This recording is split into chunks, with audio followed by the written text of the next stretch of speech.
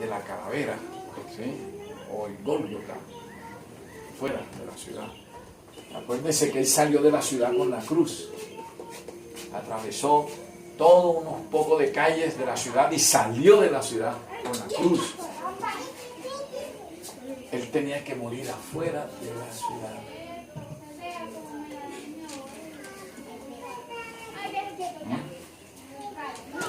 Cuando ustedes se leen en Lucas,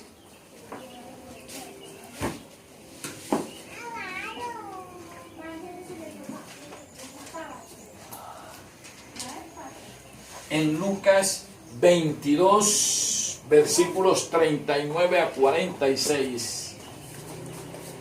Lucas 22, versículos 39 a 46.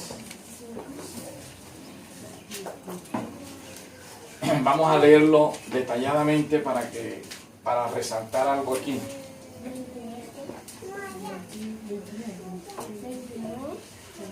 Lucas 22.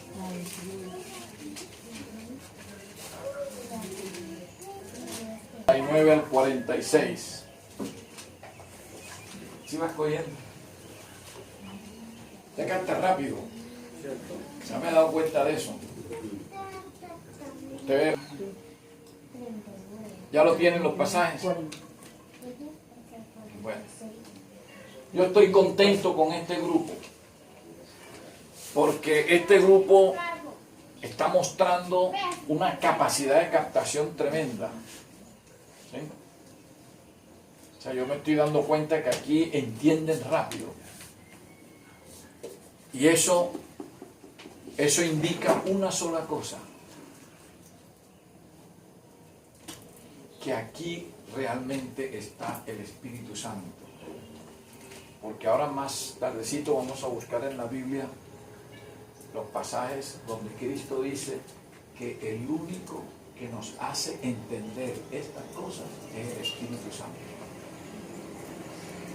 Entonces, si aquí están captando bien y rápido, quiere decir que aquí está el Espíritu Santo. O sea, el Espíritu Santo está muy interesado en todos ustedes. Y como aquí también estamos viendo juventud, quiere decir de que aquí el Espíritu Santo está interesado en forjar líderes para Él. ¿Oyeron? Y el instrumento que tiene para enseñarles a ustedes soy yo. O sea, ustedes mañana van a desempeñar esta misma tarea que estoy haciendo yo. Llevar el Evangelio a otros. Formar sus grupos también. Formarlo. Y que todos esos grupos vayan cohesionados, o sea, unidos, todos los grupos. Si usted forma un grupo, usted uno de esos grupos y el Señor también otro, todos esos 4 grupos tienen que estar unidos. Así el uno esté en el norte y el otro en el sur. Esa es la tarea de nosotros. ¿Cómo dice el pasaje? Y saliendo se fue como solía al monte de los olivos, y sus discípulos también lo siguieron. Cuando llegó a aquel lugar, les dijo: orad, que no entréis en tentación. Y él se apartó de ellos a distancia como de un tiro de piedra, y puesto de rodillas oró, diciendo: Padre, si quieres, pasa de mí esta copa, pero no se haga mi voluntad sino la tuya. Y se le apareció un ángel del cielo para fortalecerlo. Y estando en agonía oraba más intensamente, y era su sudor como grandes gotas de sangre que caían hasta la tierra. Cuando se levantó de la oración y vino a sus discípulos, los halló durmiendo a causa de la tristeza. Y les dijo: ¿por qué dormís? Levantaos y orad, para que no entréis en tentación. Correcto, muy bien. Hágame el favor y me repite el versículo 44.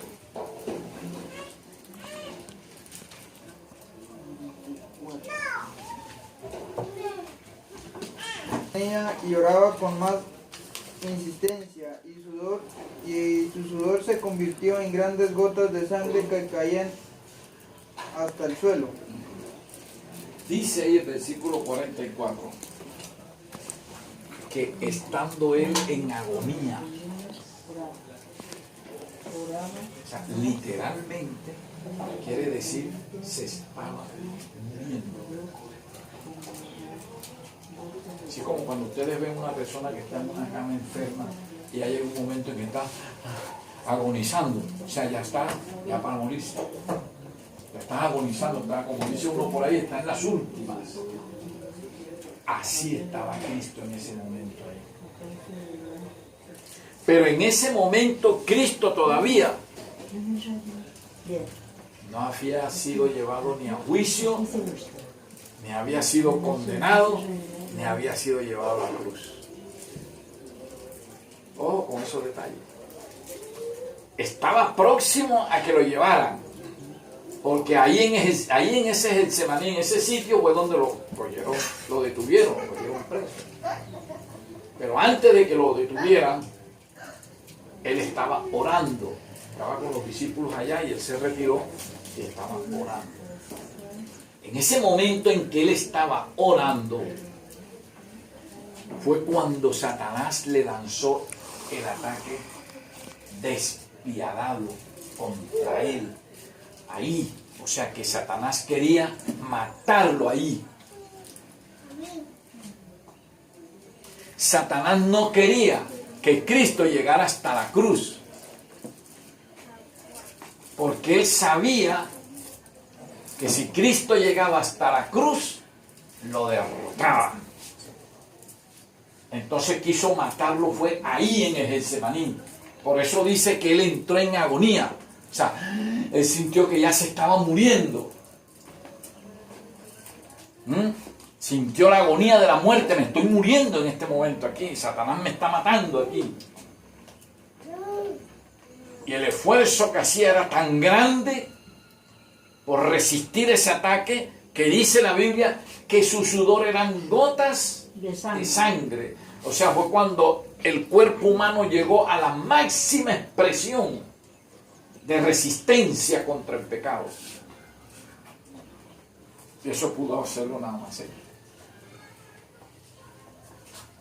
O sea que él nos estaba inclusive enseñando que el ser humano puede resistir también el pecado. ¿Pero de qué manera? A la manera como él lo estaba haciendo ahí. ¿Qué dice ahí? Que estando en agonía, ¿qué? Orar.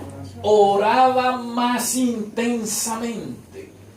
O sea, que mientras más sentía él el ataque de Satanás, más se agarraba de la divinidad a través de la oración.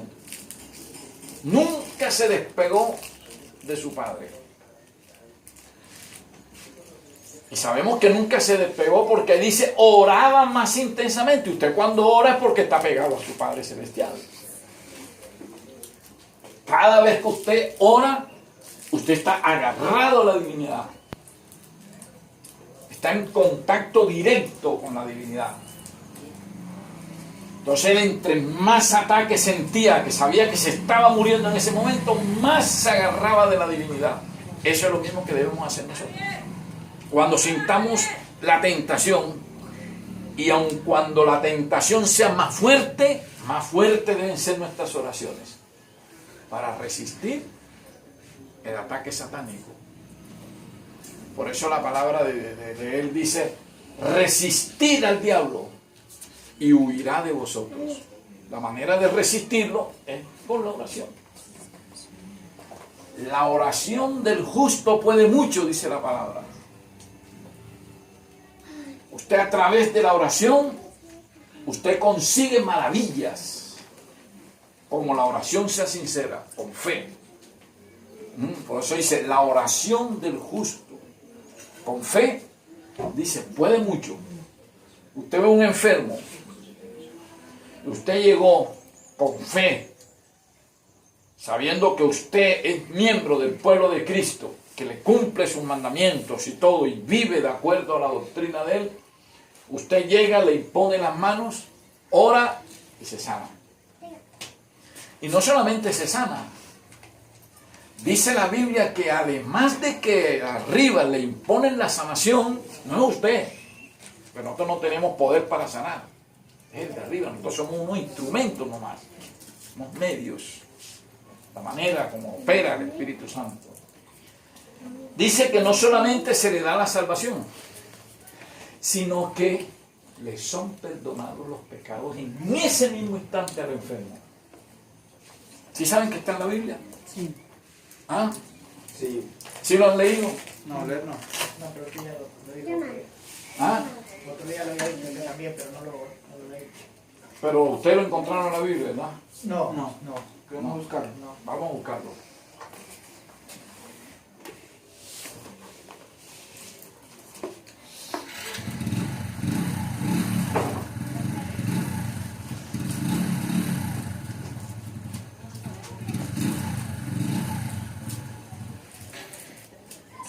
Vamos a buscar en Santiago capítulo 5.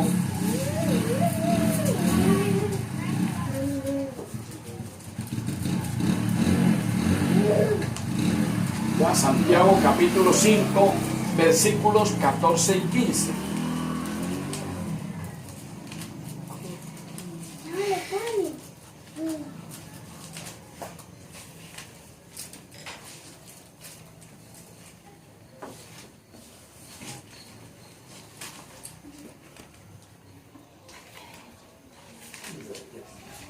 Nada de la Biblia. Santiago 5, versículos 14 y 15.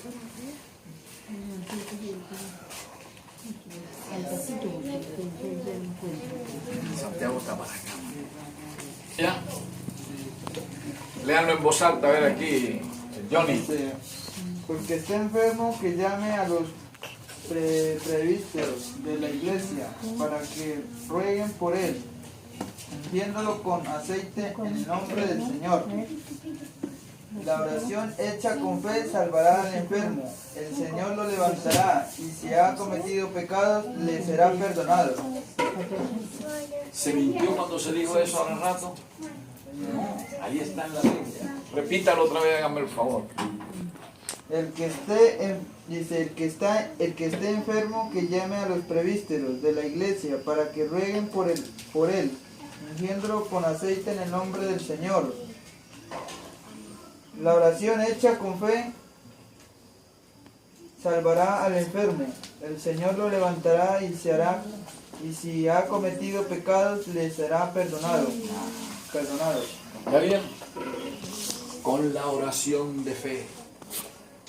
Acá dice anciano, es lo mismo. Ancianos, lo mismo. Pero entonces, ¿quiénes son los ancianos aquí?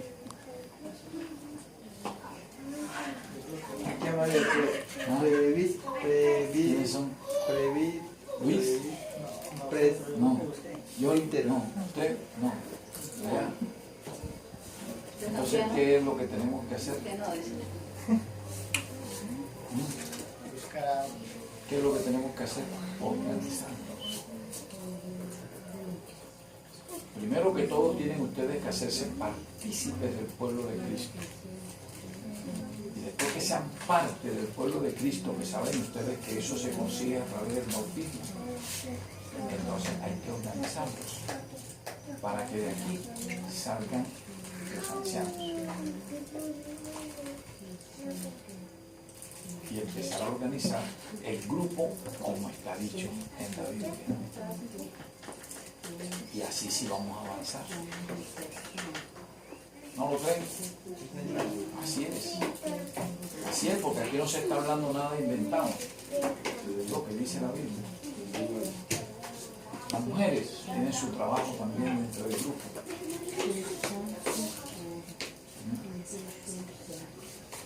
Las mujeres tienen que estar en el grupo, escuchando, no lavando, no cocinando, sino escuchando. Y después ellas van a desempeñar un trabajo que es complementario al trabajo del hombre en el grupo.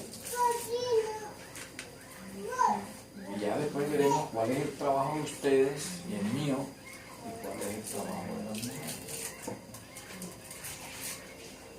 Pero ya tienen que irse pensando si de verdad quieren ustedes encontrarse con Cristo. Porque nada hacemos aquí como está llenando la cabeza de conocimientos, pero que esos conocimientos no los estemos llevando al corazón para que nos transformen, para que en verdad nosotros vayamos siendo diferentes a la gente del mundo. Para que puedan decir junto con el apóstol Pablo, cuando dice todo lo puedo en Cristo que me fortalece. Pero ¿cómo me va a fortalecer Cristo a mí si yo todavía no soy de Él? Tengo primero que ser de Él para que Él me fortalezca.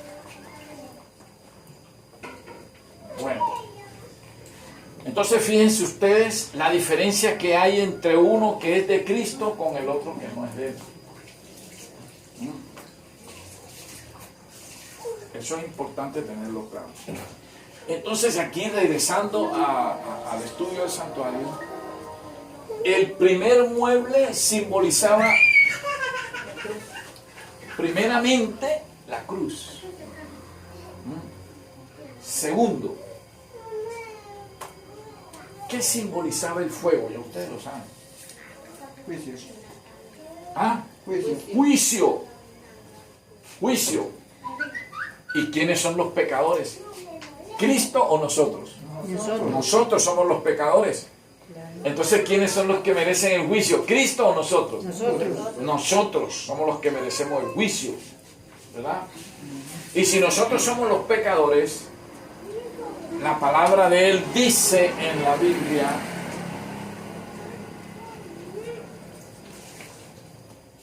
vamos a buscarlo porque después dicen que el hermano Nelson está inventando. No, es bueno tenerlo. También llegan otros y Vamos a ver qué nos dice el Espíritu Santo a través del apóstol Pablo.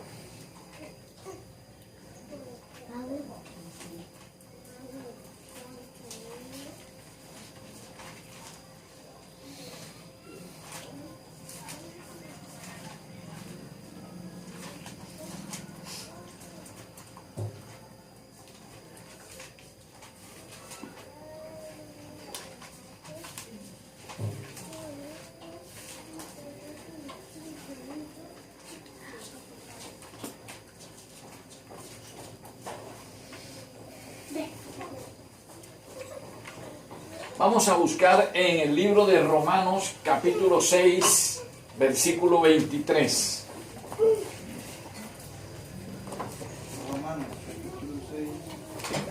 Romanos 6, 23. Romanos 6, 23. ¿Qué nos dice?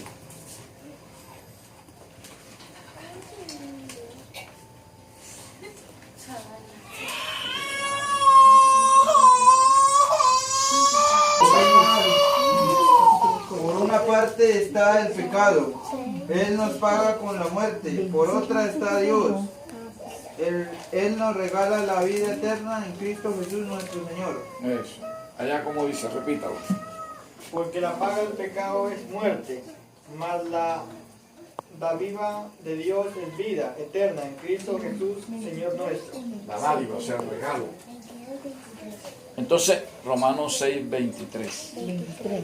Entonces, la paga del pecado es ¿qué? La muerte. Si nosotros somos los pecadores, entonces merecíamos la ¿qué? La muerte, pero la muerte eterna.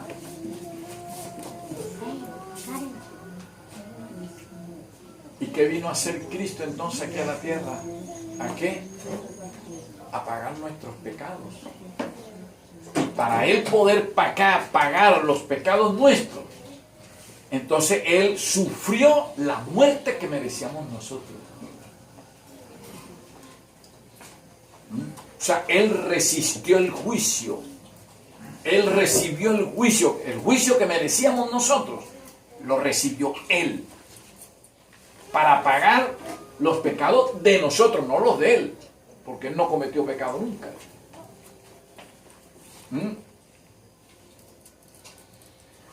Entonces, ¿cuál es el metal que resiste el fuego? El bronce. ¿Y el fuego qué es? Juicio.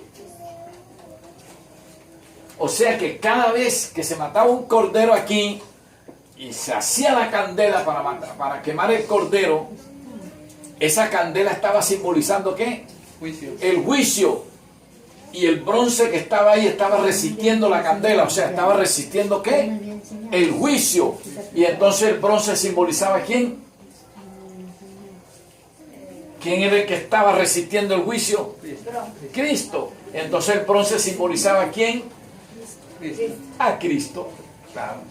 No es que el bronce era el que estaba resistiendo el fuego. Es que esto es simbología. Aquí en el santuario lo que se ve es la simbología. O sea, el santuario a través de símbolos nos está diciendo lo que iba a ocurrir en la realidad cuando viniera Cristo. Aquí dice, aquí hay candela, es un fuego, es juicio. Aquí hay un bronce, resiste la candela, o sea, resiste el juicio. Entonces, si lo llevamos a la realidad, cuando eso ocurrió, ¿quién fue el que resistió el juicio? Cristo. Entonces el bronce estaba simbolizando a Cristo. Porque el fuego era el juicio. Y el que recibió todo el juicio del Eterno fue Cristo, por amor a nosotros. Porque dice la palabra de Él que la paga del pecado es la muerte. Y los pecadores somos nosotros, no Él. Entonces los que merecíamos la muerte éramos nosotros, no Cristo. Pero Él, por amor a nosotros, vino a sufrir esa muerte en vez de nosotros. Por amor. Por eso yo digo que donde se manifestó lo más sublime del amor del Eterno fue en la cruz. El Eterno entregando como humano su vida por amor a nosotros. El Cristo dice, si yo no he cometido pecado, yo no tengo por qué soportar esta muerte. Porque la ley mía dice que el que tiene que morir es el pecador. Pero yo no soy pecador. Pero ahí es donde entra el amor de Él. Dice, porque yo los amo a ellos, entonces yo doy mi vida por ellos para salvarnos a nosotros. ¿No le parece eso un amor? ¿Ah? Pero si Él vino a enseñarnos, vino a darnos un ejemplo bueno. Claro. Eso es como si usted me debe a mí 100 pesos. Y después viene él y llega y dice, ella le debe a usted 100 pesos. Yo se los voy a pagar. Yo le voy a pagar los 100 pesos para que usted ya no me deba más a mí. Entonces, así mismo es este asunto de la salvación. Guardando las proporciones. Aquí está el Eterno. ¿Sí? Pero ella es la pecadora. Ella me debe a mí. Ella tiene una deuda conmigo, que es la deuda de pecados. Y si ella no me paga la deuda de pecado, yo la mato. Porque yo tengo una ley que digo, la paga del pecado es la muerte. Y ella tiene que morir y desaparecer para siempre, porque es la muerte eterna. Pero resulta que viene Él, que está simbolizando a Cristo. Y llega donde mí y me dice, yo me he cometido pecado. Yo no tengo por qué sufrir la muerte. Pero yo a ella la amo. Yo la quiero. Es mi hija. Está diciendo Él, como Cristo. Entonces Él me dice a mí, yo te voy a pagar a ti la deuda de pecado de ella. Entonces yo le digo, tú me vas a pagar la deuda de pecado de ella. Pero tú sí sabes que la paga del pecado es la muerte. Ella tenía que morir. Pero como tú me lo vas a pagar, entonces tú eres el que tienes que morir. Entonces él dice, bueno, correcto. Yo muero por él. Eso fue lo que hizo Cristo. Entonces el Padre le dice, Ellos merecen morir, pero yo voy a pagarle la deuda de ellos, de pecado. Entonces la muerte que ellos merecen, la voy a sufrir yo, por amor a ellos. ¿No les parece que hay mucho amor? Porque no tenía nada que ver con nosotros. Ah, ustedes pecaron. Ah, bueno, muéranse. ¿Sí o no? Es bien cuando Adán y Eva pecaron y era, bueno, pecaron, ¿no? Fríguense. Se mueren ustedes. Ustedes son los pecadores y se acabó. Pero no, esa no es la actitud del Eterno. Cuando vio que Adán y Eva pecaron, se entristeció. Dice, merecen la muerte. Pecaron. Pero ahí mismo le dice que yo los amo. Entonces los llamó y les dijo, vengan acá. Ustedes merecen la muerte. Ustedes merecen seguir viviendo ahora, pero en el momento en que mueran, hasta ahí llegaron. Ustedes ni resucitarán ni nada. Ustedes como si yo nunca los hubiera creado. Pero yo les ofrezco esta oportunidad de salvación. Yo voy a ir a la tierra como humano. Y ustedes lo único que tienen que hacer es aceptarme a mí, de que yo les pago la deuda. Si la aceptan, bien. Es como el caso este. Él puede decirme a mí que me va a pagar los 100 pesos de ella. ¿Sí? Porque los 100 pesos me los debe ella a mí, no él. Y él llega y me dice, yo le voy a pagar los 100 pesos de ella. Pero si usted dice, yo no acepto que él me pague los 100 pesos, usted sigue con la deuda. Porque usted no aceptó que él se la pagara. Asimismo, cuando uno le dice a Cristo, yo no te acepto como mi Salvador, usted sigue con la deuda de pecado. Pero si usted dice, sí, yo acepto que él le dé los 100 pesos y ya pagó mi deuda, listo, ya usted quedó Cristo. El problema es él, que tiene que morir. ¿Verdad? Así mismo es Cristo. Si nosotros le decimos a Cristo, te aceptamos como nuestro Salvador, y vamos, nos bautizamos para hacer el acto público, avisarle al mundo que he dejado al mundo para entregarme a Cristo. Si usted aceptó eso públicamente, ya usted queda sin deuda, porque está aceptando que Cristo se la pagó. Pero si usted no hace nada de eso, usted puede estar comiendo mucha Biblia, pero usted no hace parte de él todavía. Usted no ha aceptado que él le ha pagado su deuda. Usted necesita hacer esa manifestación para estar tranquilo. Y saber que cada vez que se arrodilla y ora, Cristo lo está escuchando. Dice, ese es mi hijo. Bueno, entonces el altar de los holocaustos simbolizaba a Cristo por donde usted lo analice. Por el lado del bronce simbolizaba a Cristo, el que resistió el juicio, fuego del juicio. Por el lado de la madera, porque está simbolizando la madera la humanidad de Cristo, o sea, a él como humano. La madera es débil, Cristo vino con las debilidades humanas, como humano. Él no vino aquí como Dios. Cristo no vino aquí a la tierra a desarrollar una obra redentora en su condición de Dios. No, Señor. Él vino a desarrollar su obra redentora en su condición de hombre, de humano. Por eso Él es nuestro mediador, pero como humano. Él es nuestro Salvador, pero como humano. No como Dios, no como eterno. ¿Sí?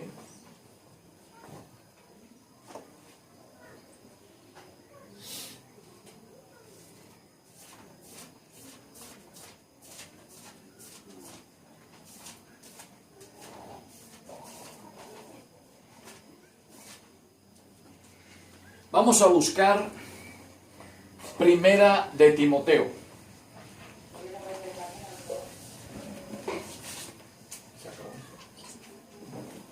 Primera de Timoteo, capítulo 2, versículo 5. Primera de Timoteo, capítulo 2, versículo 5. Hacen el favor, el que lo encuentre, lo lee en voz alta.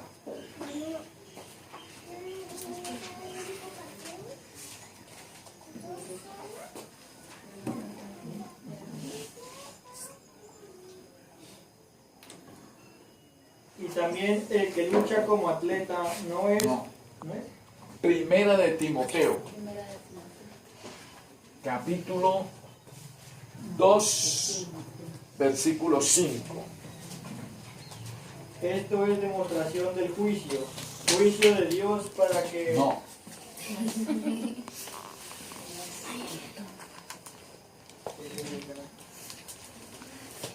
Un solo mediador entre Dios y los hombres, Jesucristo, hombre. ¿Jesucristo qué? Hombre. Hombre. No como eterno, no como Elohim, ¿sí? Sino como humano.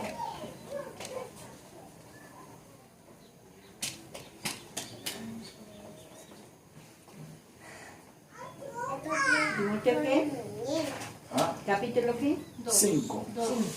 Capítulo Capítulo 2, versículo 5. Dice que nosotros tenemos un solo mediador, o sea, un solo abogado. Nosotros tenemos un solo ser, que es el que intercede por nosotros ante el Padre. Y dice, Cristo, pero hombre. Cristo como humano.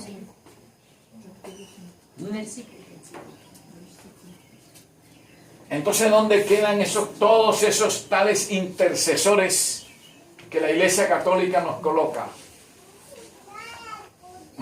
María. Órenle a María, dicen, que ella habla con su hijo y ella como madre intercede y él como hijo le hace caso a su mamacita. Esa es la doctrina, la tesis católica romana. O sea, quieren utilizar ese toque de sentimentalismo humano, ¿sí? Del hijo con la mamá. La mamá. ¿Sabe que uno con la mamá es débil? Entonces dice, así como el hijo le obedece a la mamá, le hace caso para que la mamá no se moleste, para que la quiere y esto, entonces uno tiende a hacer siempre lo que la mamá dice. Entonces dicen órale a María para que veas tú que consigues todas las cosas. ¿Qué hijo no le hace caso a la mamá? ¿Ah? La verdad que es un hijo desobediente. Pero dice, Cristo no era un hijo desobediente. Entonces ahí es donde engañan a la gente. Entonces empiezan a poner a la gente a hacerle oraciones o rezos. Dice que a María. Ah, no.